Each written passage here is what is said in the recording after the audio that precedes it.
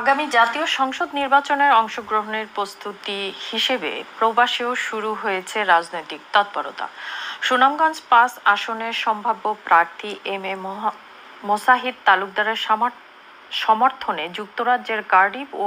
নিউপোর্টে আয়োজিত এক মত বিনিময় সভায় প্রবাসী নেতাকর্মীরা অংশ নেন। মঙ্গলবার কার্ডিফ ও নিউপোর্টে বসবাসরত ছাতক দোয়ারাবাসীর উদ্যোগে আয়োজিত এ সভায় সভাপতিত্ব করেন বিএনপি নেতা সালেহ আহমদ এবং সঞ্চালনা করেন আশরাফ হোসেন ও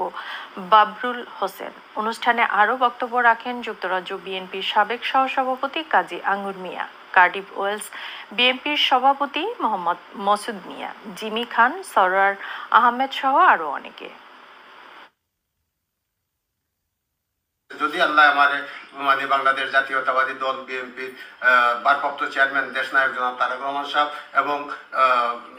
দেশনেত্রী মা বেগম খালেদা জিয়া সহ এবং দলের নীতি নির্ধারক যারা আছেন সবাই যদি আমাকে মূল্যায়ন করে, মানে আমি যে আমাকে যদি মূল্যায়ন করে যদি নমিনেশন দেই, আর আমি আশা করি আমি নমিনেশন পাইলে ইনশাআল্লাহ আমি